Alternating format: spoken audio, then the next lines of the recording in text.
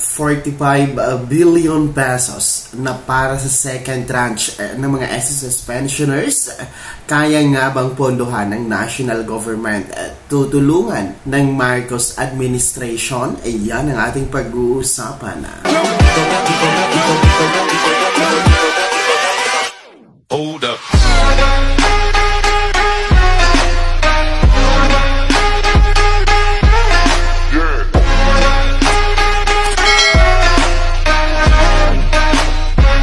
Hello mga ka-vlogs! Welcome dito sa aking YouTube channel. Magandang araw po sa lahat ng mga manonood. Saan po kayong dako sa mundo? Kumusta mga ka-vlogs?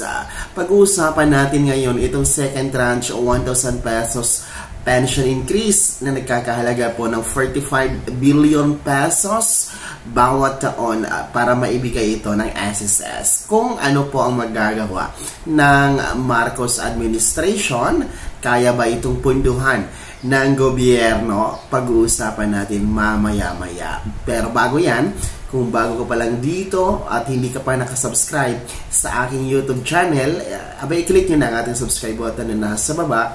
Huwag nyo kaligtaan na i-turn on ang notification bell. Ilagay niyo po sa all para updated kayo sa lahat ng mga videos na i-upload ko. Babalik tayo dito sa usapang second tranche, 1,000 piso na dagdag na SSS pension increase. Kasi napakatagal na talaga ito mga ka-vlogs. No, it's almost 7 years, hindi pa ito nasundan simula noong 2017 na first tranche, and marami na talaga ang naglalabas ng mga spekulasyon, lalong-lalo na sa social media, no, na ito nga ay ibibigay na, no, meron ng pondo, meron ng mga nagsasabing wala pa. So, ang SSS naman ay todo sagot sa mga katanungan, no? Especially during the SSS Stakeholders Forum, ay talagang dumipensa ang SSS hinggil nga dito sa second tranche 1,000 pesos pension increase. Kung inyo pong naaalala, ang kasagutan niyaon ay parang pattern na talaga, di ba po? Ibig sabihin, talagang parehong-pareho, plakadong-plakado yung mga kasagutan nila, no?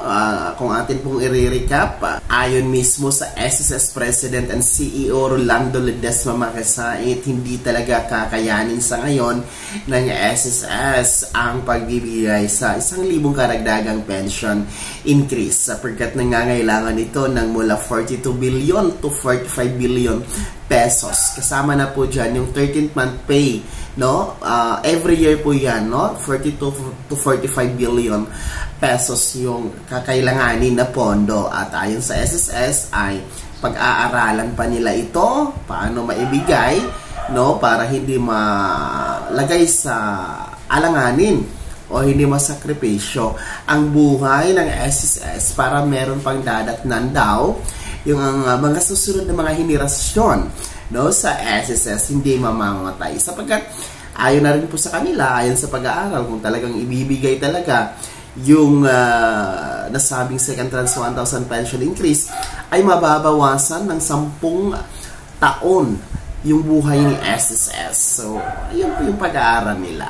So, yun po yung mga kasagutan, no? Hindi ko na ipaparinig sa inyo yung mismong sinabi ng SSS President, sapagkat alam ko, kung taga-subaybay kayo sa ating YouTube channel, alam ko parang kabisado nyo na ang kasagutan nila mga ka-vlogs.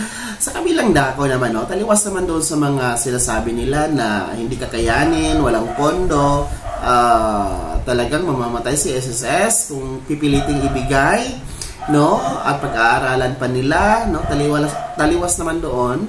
Kung inyo po maalala, the last year 2023, ang SSS po ay nagdala, no, sa kasaysayan ng SSS, nakapagdala, no, ng mataas na net income, no, net income na nagkakahalaga ng 83 billion pesos.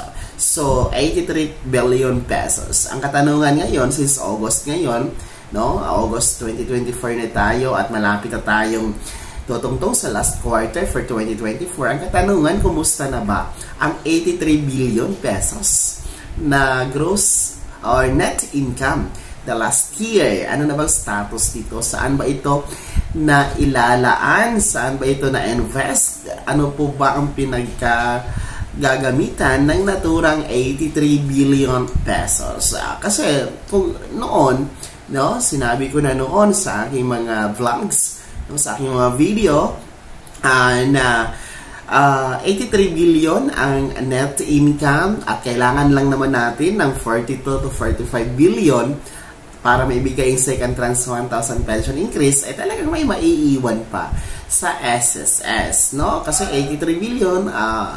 i-subtract natin ang 45 billion ay meron pang mga 30 billion ang maiiwan, mga ka-vlogs. Well, kung hindi naman kakayanin ng SSS ang naturang pagbibigay ng second tranche 1,000 pension increase, pwede naman tayong humingi ng tulong sa national government, no, sa Marcos administration, sapagkat ang SSS ay isang ahensya pa rin ng gobyerno, no? Nasa ilalim pa rin ng pamamahala ng gobyerno. Kung inyo ngang matatandaan, sinabi pa nga ng SSS President sa isang stakeholders forum, nakakausapin niya si Pangulong Marcos hinggil sa second tranche 1,000 pension increase. Papakita niya daw yung numero at bahala na si President Marcos, no, through his wisdom ay ma-analyze naman po daw yan ng presidente kung talagang kakayaning ibigay ng SSS ang naturang 1,000 piso, mga ka-vlogs. Maganda yon na idea. Pero ang tanong kasi, kung nakakausap niya na ba talaga ang Pangulong Marcos? Wala tayong update dun, mga ka-vlogs. So anyway, maaari namang punduhan, maaari namang tulungan ng national government itong SSS second tranche 1,000 pension increase. Yung mga indigent senior citizen na nakabilang sa social pension, no, itong mga 4-piece beneficiaries natin, iba pang mga sektor na nasa mababang laylayan ng lipunan. Alam nyo ba na sa 2025 national budget ay kabilang po sila sa 6 trillion na pinaglaanan, no? Ang ayuda na yan ay nagkakahalaga ng 253 billion pesos. Para lang po yan sa mga indigent senior citizen, mga mahihirap, 4-piece, no? 253 billion pesos ang inilaang ayuda for 2025 next year, no, ng national government.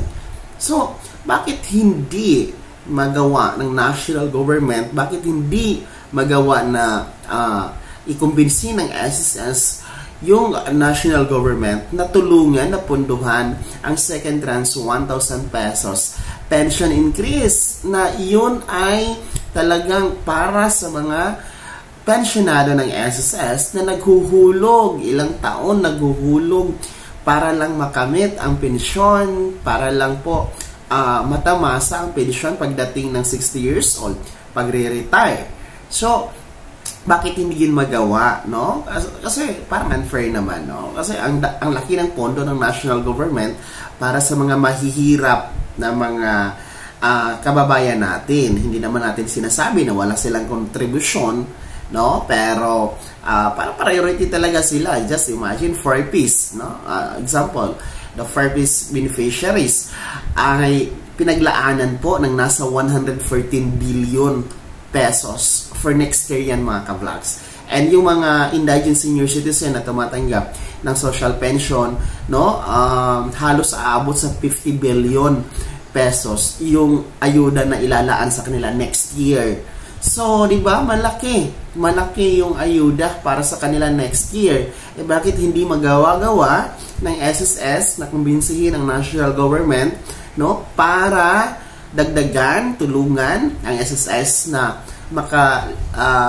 magkapondo, no, for this 1,000 pesos pension increase, mga ka-vlog. So, yun lang po yung pondo natin sa episode natin na ito, para na din po ito sa mga pensionado natin sa SSS na talagang nag-aantay. Ang iba nga namamatay na sa kaantay dito sa second tranche. Yung iba nawawala na ng pag-asa, ayaw na nga pag-usapan ng second tranche, nakakasawa na daw. Totoo naman, pero dapat ipaglalaban natin ito para po sa karagdagang benepisyo sa pagiging pensyonado sa SSS. Kayo mga ka-vlogs, mga SSS pensioners, ano nga po ba ang tingin niyo dito sa second tranche? Karapat-dapat na bang makialam ang national government?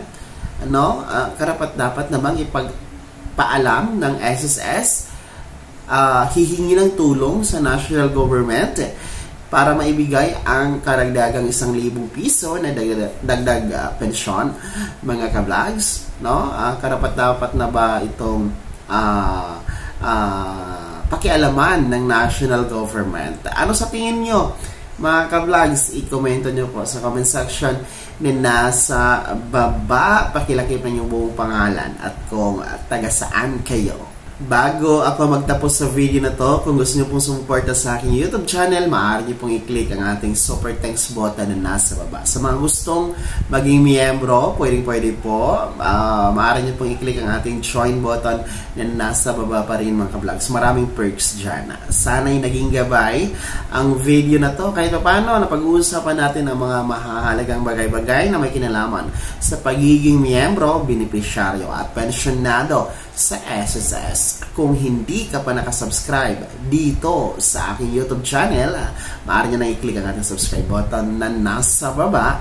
Huwag nyo kaligtaan na i-turn on ang notification bell. Pindutin nyo po yung all para naman updated kayo sa lahat ng mga videos na i-upload ko. Maaari nyo ding i-like ang video na to at kung meron ka pang mga katanungan, maaari nyo i-komento sa comment section na nasa baba. At paki-follow na din po ang aking official Facebook page na nasa screen nyo. Muli po, ako si Daniel Timpawa na nagsasabing dito sa aking YouTube channel, Pawang Katotohanan at lahat totoo lamang.